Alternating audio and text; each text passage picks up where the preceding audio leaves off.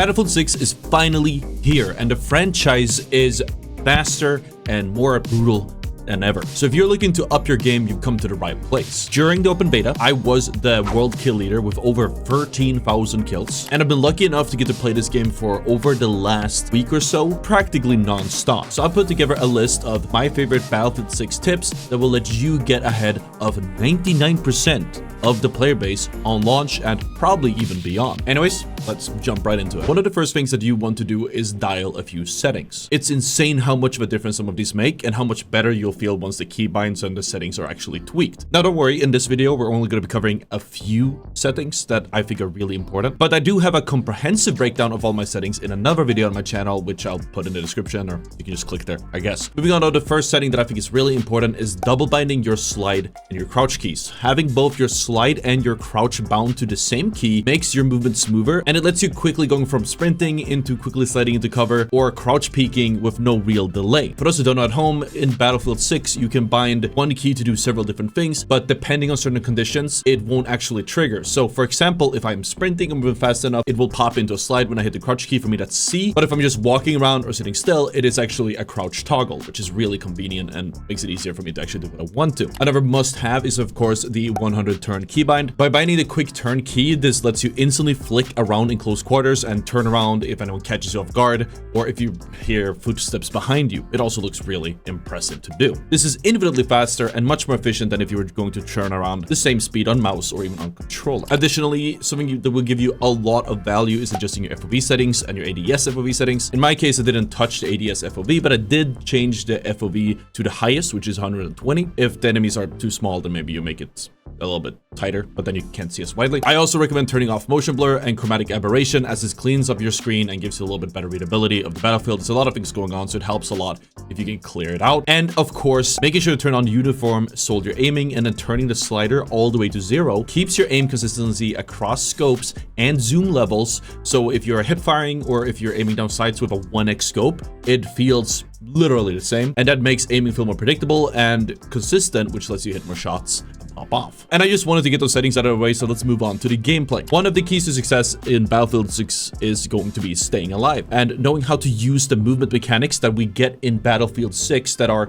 either new to the genre or pretty much just new in general is the best place to start. And after all, if you can't get hit, you're not gonna die, and you're naturally just gonna float upwards on the leaderboard. For example, this is why we wanted to bind sliding previously. Sliding will let you stay alive much longer. It lets you dodge enemy aim while keeping momentum up. It helps you close the distance to get closer to enemy. It helps you break line of sight and quickly dash in a unpredictable direction. It helps you avoid fire if they peek you, or you can even slide into your enemy or around them to break their ankles and make it more difficult for them to keep up with you, or if they're pre-aiming the angle you would come from, you can just slide in underneath their aim to throw them off guard. Another really cool tech you can do is just sliding drop shots, where if you pop up prone while you are sliding, you'll actually go from sliding into prone, which will throw off your enemy's aim mid-fight. Another really important movement tech, and we're probably going to make a full video on movement techs. I'm still discovering quite a few things that I want to make sure that I understand fully how to work before we do cover it. But something that has been nerfed but still kind of works is jump peeking. If you have some momentum and you know that an enemy is holding a specific angle, you can actually just run to the angle, jump, and then hip fire them to death, assuming you have a weapon that lets you do that, especially if it has a laser on it. Very underrated and works more often than you would think. Something else that you can do in Battlefield 6 is a tactical roll, which lets you roll after dropping from a height to offset fall damage. And you guys probably know about this one, so I'll give you 2 tips for it as well. Rolling absorbs some impact damage, which lets you drop from rooftops and cliffs without needing a medic nearby. But what's really cool is that if you have something like a defibrillator out, and if you land on a teammate, you can actually pop the defibrillator right before you hit the ground, which lets you both res them and roll at the same time. There's also a quick setting I recommend you guys go into. I believe it's in the combat settings, where you can change from showing the rolling animation, which disorients you every single time, to just turning that off, which lets you keep aiming towards your enemy even when you are mid-roll. Another crucial way to staying alive is of course abusing the prone, or I guess the dive that they added in Battlefield 6. And it's pretty simple. If I pop my head up to shoot at somebody or I take a trade or something, the second I know that a kill is secured, I would just dive straight down again, even though I'm not taking fire yet, because odds are I'm probably gonna get shot from the side if I pop my head up. Diving in general is a good way to get out of the enemy's field of view. It's a good way to get behind cover. It's a good way to kind of throw them off, and most of the times it will save your life. So it's a good habit to just dive straight onto your back after you secure a kill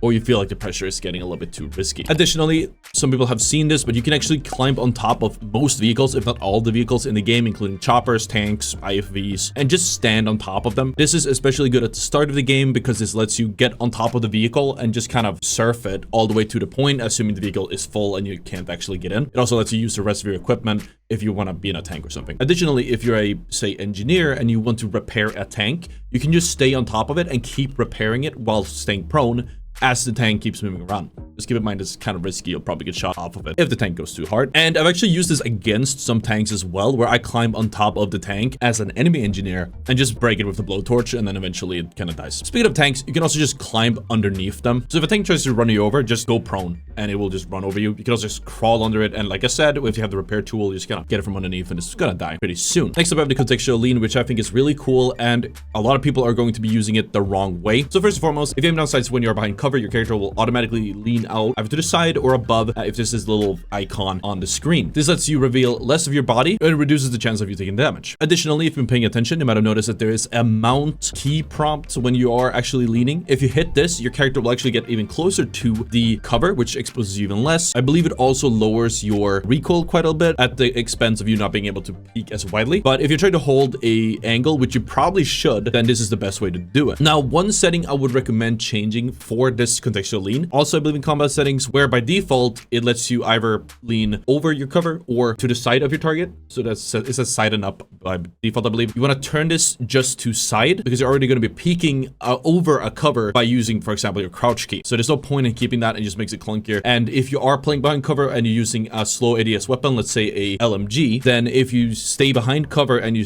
hold your aim down sights, you're going to peek and bring the gun up, which will probably get you killed because you can't shoot before you finish the animation, or rather, you can't really aim. If you have it set to side only and not side and up, you can actually aim down sights and then get out of the crouch, which makes it a very easy way to peek. Additionally, a really good habit to make, especially with the contextual peek or just peek in general, is when you've taken a fight with an enemy, there's most likely going to be another. One thing I've been doing a lot is if there's one, there's more, because in Battlefield, people really like to run together. So if you kill one guy, you probably going to want to hold the angle and expect the next one to come out, or depending on the pressure, you could also try to relocate back one angle and then hold it, because the next guy is going to come around the corner in a second, and then might turn them into a very easy kill. Using the lean and the mount will make this a lot easier. And we're talking about movement and I guess IQ to a certain extent. The assault ladder works in a lot more ways than you would think. For example, you can use the assault ladder as a tool to obviously climb onto high grounds that you want to take. The problem is if it's placed at too steep of an angle, it will force your character into a climbing animation, which makes you very easy to kill if you get peeked. So depending on the placement, you might want to try to keep it not as of a steep angle,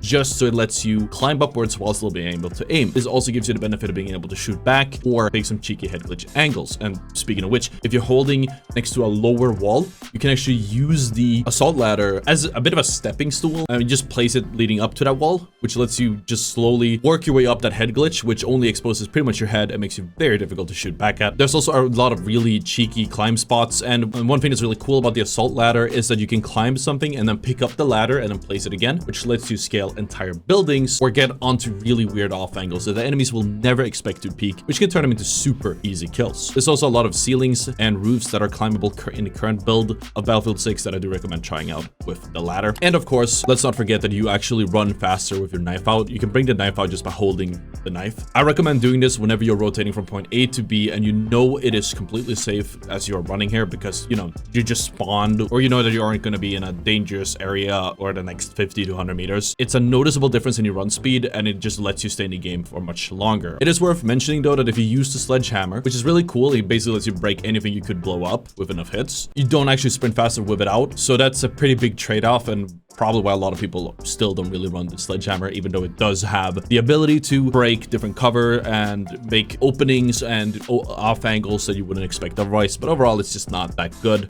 because of how much it slows you down. Moving on, of course, we're going to talk about combat IQ and positioning. Staying alive is really important. I think we mentioned before, but I can't stress it enough. You can't do anything if you're dead. So if you want to be the best and at the top of the leaderboard, the top 1%, right, you have to play smarter. Getting kills is way easier if you can get the drop on your enemy, because then you're just not going to be looking your way. You can take your time, slowly plink them out one by one, especially if you get a big flank. So making sure to improve your combat IQ and improving your positioning is going to be super important. As I mentioned previously about taking a new angle, the same thing goes for sniping. When you're sniping, you want to make sure to move after you get a kill or handful of kills, as it stops your enemies from being able to predict your position and countering revenge pushes or just lining up shots exactly where you are. At the very least, if you kill one person, depending whether they get revived or not, you probably have a few seconds before either that person is going to turn and start shooting right back at you, or their entire team starts focusing you. So it's better off just rotating after probably 5 seconds after getting your first shot or kill in. Additionally, something that you can do in Battlefield 6, which is really cool, is of course all of insane destruction that you have at your disposal. So every class has some type of destruction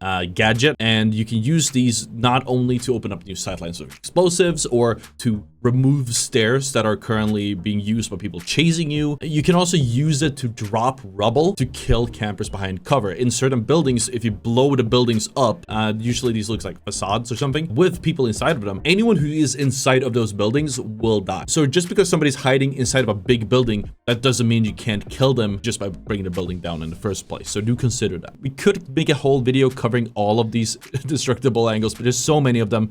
Let me know if you guys want that in the comments, I guess. Additionally, when we talk about IQ, apparently you can use incendiary grenades against vehicles. If you throw an incendiary grenade or use some of a burn utility against vehicles like IFVs or tanks, this deals damage to people inside of them. However, you're gonna need a few of them to stack up to actually kill somebody inside of it, unless they were already injured before they got in. Something else that you're gonna find a lot is, of course, ziplines. There are ziplines on pretty much every map that either let you cross horizontally to cross large gaps or to climb up on high grounds. A few things you have to be careful of is that they are extremely dangerous to use. You are going to be exposed on this thing. If there's people around you, they can just shoot you, or if there's people above at the end of it, they might have mines set up, or they might just be waiting for you. So you wanna make sure that you use grenades on the way up, which is about, I think the fuse time is about 5 seconds. It really depends on the height. Like, you might have to just throw the grenade and then drop off and then get back up again, or just throw a smoke grenade that pops before you actually get to the top. Again, you might have to drop off if you get the timing wrong, as this blinds or dislodges or even kills the enemies that are holding in above. If you're a recon player, one very common way of holding these is by putting claymores down at the very end of them.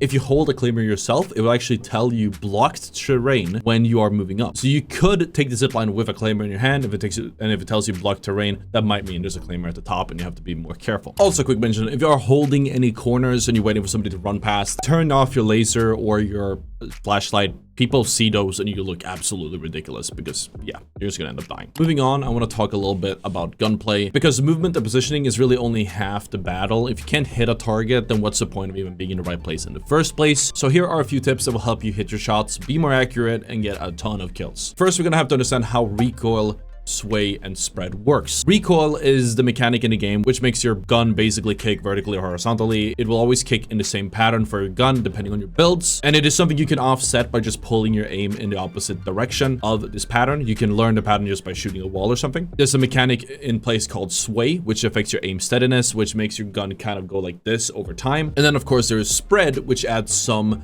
random bullet deviation. There's also the accuracy stat, which basically affects your gun's accuracy, and that sounds really silly, so let me explain a bit more. Basically, you might have noticed that when you shoot a target, the bullets just go all over the place, irregardless to where you're pointing. That is your accuracy. If your gun has a low accuracy, in addition to the recoil, in addition to the sway, and in addition to the random spread, there's going to be an additional thing that just seemingly randomly just makes your guns really inaccurate. There are a few ways you can offset this. One of them is obviously mounting your gun, using a bipod, building a weapon, making sure your weapon is built with aim downsides accuracy in mind, and of course making sure that you aren't moving, because a large part of your inaccuracy is usually caused by you moving around. There's a plethora of information here and we don't have time to go too deep into it. One good way to offset most of these issues is just managing your fire with just shooting in bursts or controlling your aim or tap firing, and that's really all you need to know. But if you guys want a full video on that, let me know in the comments, I guess. And because movement adds heavy spread, a good way to actually deal with this is obviously standing still, but that means you're gonna stand still. So what I've found is that if you do a pattern where you stand still and then you strafe like a little bit and then stop, strafe a little bit and then stop again, this lets you move around a little bit while still having more or less the highest possible accuracy that you need. I've also noticed that there seems to be a small window after moving where your accuracy seems lower. I'm still testing the specifics of this, but for you to offset the initial inaccuracy from your movement, just take a quick second before you start firing. You can try stutter stepping, where you step the opposite direction, or crouching, or just something, planting your feet on the ground before firing, because otherwise your bullets might just go everywhere. Also keep in mind that in Battlefield 6, I'm not sure if in all of them, but definitely in 6, the bullets come from your barrel and not from your sight, which means that if your sight peeks over a corner or an edge or something, or if you are prone but your target is beneath you, then even though your sight is on top of the target, the bullets will actually hit the ground underneath you or the cover underneath you, because it comes out of the barrel and not the center of the screen. Additionally, when we talk about gunplay, I think a very important technique a lot of people don't really talk about or think about is reload canceling, which in some cases might save you a little bit of time. Basically, what reload canceling is you cancel the reload animation, usually by swapping from one weapon and then back. In some cases, it helps, especially if there's a long tail end on the reload animation, which usually is finished by the time that the ammo counter in the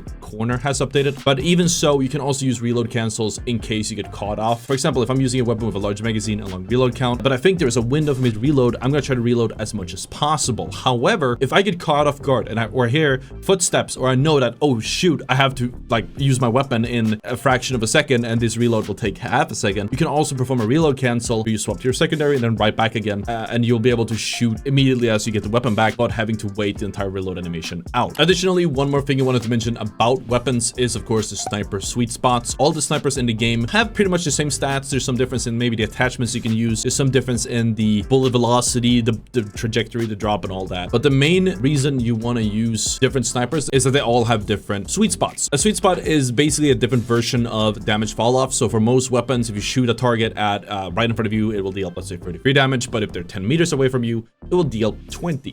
It ramps down as the target's further away. Sweet spot, however, works a little bit different, where the damage ramps up until it hits that sweet spot, which is a one-shot body shot, and then it will ramp down past that sweet spot. So for example, as you can see right here, when you go to the sniper rifle, it doesn't say here for the M2010 ESR. I believe, again, it is about 90 to 120 or something. But snipers like the SV98 has a sweet spot between 45 meters and 90 meters, and the PSR has a sweet spot of 75 meters to 150. Again, this means that a body shot one-shots the enemy. It is also worth mentioning, this is a quick tip as well, we have mentioned this in the beta, I want to mention it again, rangefinder, you want to use it. It's a must-have attachment, and it's really simple to use as well. Something that I did that helped me get a million kills very easily with a sniper at varying ranges without having to think too much about it, was taking my sniper and then using the double bind. I know I'm going to keep mentioning settings because it's just so good. Infantry passenger keybinds, we have the double bind down here, and I set rangefinder zeroing if zoomed to shift, which is my old breath key, which is something only recons can do, but I digress. What this means is that when you aim down sights with a rangefinder equipped as a sniper, you will hold your breath and your gun will zero into the very range you're aiming at, which means that you no longer have bullet drop and the bullets will go exactly where you will aim. The only drawback is if you zero in or hold your breath and you're aiming like to a target that's higher up in the sky or at the same level of you, it means you might end up missing them because I guess you over aim it, but just being aware of that will be enough, and most of the time you're going to be sniping from a high ground, so it doesn't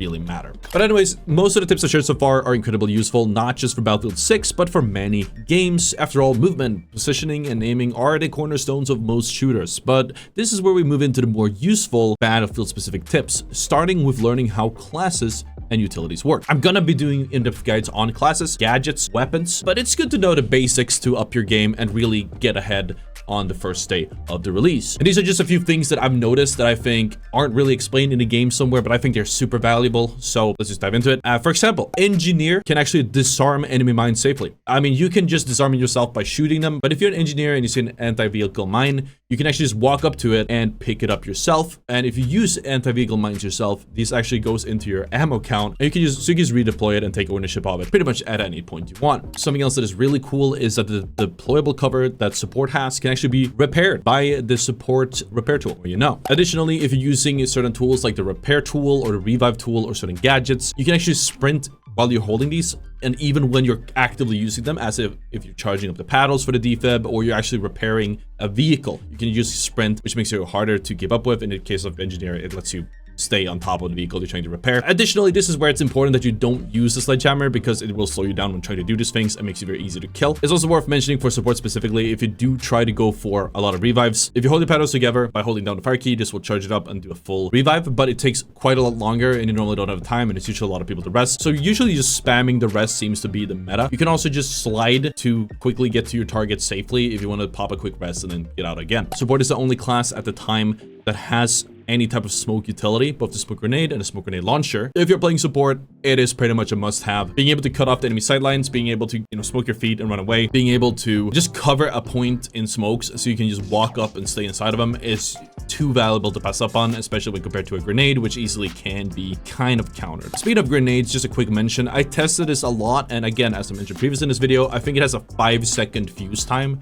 so keep that in mind when you throw it. I wanted to see if there was a way to do an insta grenade. You can't really do an insta grenade per se, but what you can do is you can throw a grenade straight up into the air, and then it will go all the way up, and then once it lands, it will take like a second before blowing up, which is perfect if you're being chased and you want to drop like a cartoon-esque level trap on somebody who is chasing you. They won't see the grenade coming until it's too late. In the same vein, you can also just throw the grenade horizontally with a slight angle upwards, and I believe you can toss a frag grenade up to 50 or 60 meters, and it will also blow up like a second after landing. Additionally, if you are an assault class, you can use the deploy beacon for you and your teammates or rather squad mates. Whether you die or not, you can all spawn on this beacon, which means you can place it behind enemy lines or somewhere cheeky to get an off angle or get deeper into enemy territory. What not a lot of people think of is that this can be used in a lot more ways, and even in combination with the rest of the assault kit. For example, if I want to get to a really high vantage point as, say, a recon, and maybe there's no chopper I can take to taxi me there, I can just swap the assault. I can go to where I want to be. I'll climb up with the ladder, pop the deploy beacon, and then redeploy. Because when you die, it doesn't actually delete your deploy beacon. It disappears once you respawn on it. So once you have destroyed, and what's really cool with this is you can also just swap your class and spawn on beacon even as a different class, which means that you could climb up to the spot as the assault, put the beacon down, redeploy, and then swap to this different class, let's say recon, and then you're going to be on the vantage point you want it to be with a sniper in hand as a recon and actually play the way that you would want. Another quick mention is, of course, revive mechanics in Battlefield. There's 2 mechanics you need to know about. First, there's the stay alive button. This makes you raise your hand and alert your teammates that you can be revived. This not only tells them that you want to be revived audibly, etc., but it also extends how long it takes for you to bleed out, as you can see on the timer on the bottom of your screen. Additionally, if you do get downed, try to unlearn the habit of instantly skipping to respawning, because your respawn timer starts the second you are down. It depends on the mode you're playing, it depends on the side you're playing, it depends if it's overtime or whatever, so I can't tell you exactly how long it will take. You're just gonna have to go with your gut, but I'd say at least 5 to 7 seconds. So whether you instantly skip to respawn, or if you just wait 5 or 7 or 10 seconds in the respawn screen as you're down on the ground, you will still have to wait the exact same amount once you get back into the menu. So there's no reason to skip to the respawn unless you want to swap your class or something, because you're just going to cause your team tickets, or you're going to ruin your kill death ratio if there was even a semblance of a chance that you could have gotten revived either way. So what is really cool about Battlefield 6 is that you can grab your downed squad mates or teammates and pull them out of the fire. If you're a medic, you can pull any of your downed teammates into cover as safely, but you can even revive your own squad mates no matter what class you actually are. What is interesting about this res is 2 things. One, if you are a medic and you see somebody being dragged away to be revived, you can just yoink the revive with your own defibrillator. This makes you rest them faster than they probably would, and you both get revive credit, so it doesn't really matter who does it. Additionally, if you're doing a drag res and you then cancel it for whatever reason, let's say you're getting shot at, once you actually pick it back up again, some of that progress, if not most of the progress of your revive, actually stays, I guess, locked in. So you can actually start a drag revive, and then, yeah, if somebody comes around the corner, cancel it, shoot the person, because then you know that when you come back to the revive, it's going to be practically done. Additionally, if you're at the opposite side, you have to cancel somebody who's going for a revive. It's important to know when they get revived. So obviously, if they get defibbed, they'll be revived as soon as you hear the defibrillator sound. But when it comes to somebody getting manually rest, they will immediately be revived, and it probably is aiming straight at you right when you hear the syringe sound or you see the enemy plunge the syringe into the chest. At which point, you should probably shoot them, because the person reviving has a bit of an animation, I believe, whereas the person on the ground is just ready to shoot almost immediately. So always look out for those 2. If you see see someone reviving, sometimes it's better to shoot the person on the ground. It also gives you 2 kills, which is better than 1. Also, there's a quick thing I wanted to say about spotting and the soft limb. So if you play recon, you have no limit to how many people you can spot. If you aim down sights at a person, it would automatically spot them for you and your team. If you use utilities such as the soft limb, you use utilities such as a drone, it would also spot whoever you aim at and give that valuable information. If you aren't a recon player, if you're not using any of this utility, there's actually a limit of how many times you can spot enemies. I don't know the specific number, but you can only spot a handful of times before it stops. So if you suddenly see a lot of people and you want to ping, make sure that you ping the key targets first. And pings are super valuable. You have to use them all the time. They expose the enemies on the map, basically gives your teammates wall hack for smokes and other types of visual obstructions, and it's just super valuable in general. Additionally, I wanted to mention that engineers can actually break vehicles. Yes, that's true. Basically, engineers can just walk up to a tank or something with the repair tool and just go ham with it. And it will take a while, but it will surprise most of them, and is extremely valuable if you're, as an engineer, don't have enough RPGs, because most of the times you won't have enough RPGs to take a tank out yourself. And if you can catch them off guard, then it's a free kill. You can also just climb on top of them and kind of surf them while doing this. As long as you stay out of view of the tank's turret, they can't actually shoot you. Just rotate around or something like that. Also, when it comes to medics and their deployable cover, I have used this as a stepping stool in the past, and it is a great use for it. So not only does it block incoming shots and fire and focus, but it also lets you climb to that one spot that's a little bit too high up for you to actually reach, and will let you get some massive flanks off if you start paying attention to it. The easiest way to do it is to place the cover and then climb it on the long side, so you actually have like a little bit of a run up. Otherwise, you're just gonna leap over it, so you have to go on the long side. But anyways, there you have it. A lot of Battlefield 6 tips that will make you a better player. This is kind of a new format, so I hope it works, and I hope you guys enjoyed it. If so, let me know in the comments, hit the like button, all those buttons. I'm going to be doing Battlefield guides and content daily on this channel and on my secondary channel over the next week or so to help you take your gameplay to the next level. We're gonna keep streaming and uploading after that. We have a ton of content lined up thanks to the playtest. Thank you so much, EA, for sending me over the review keys so I actually could level my account up and keep practicing and be able to share all this information with you guys. Anyways, thank you so much for watching, and I'll see you all next time. Peace out.